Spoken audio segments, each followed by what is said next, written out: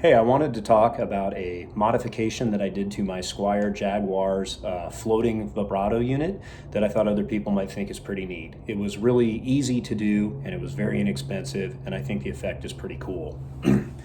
Basically, my guitar has one of these floating vibrato type units. They're common on Jazzmasters and Jaguars and other guitars with this kind of styling.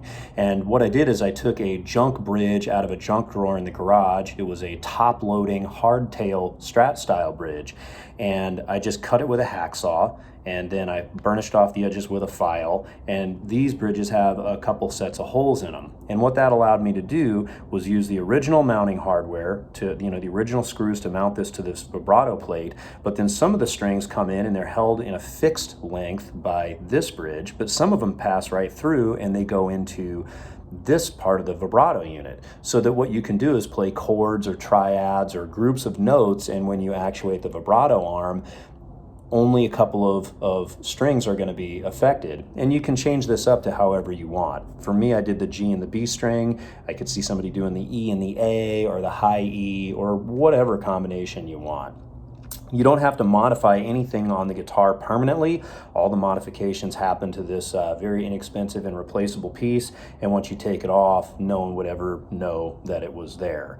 It doesn't affect the intonation at all, because the intonation happens between the saddles on the bridge and the nut, and this all happens back here. So I'll give you an example of what it sounds like.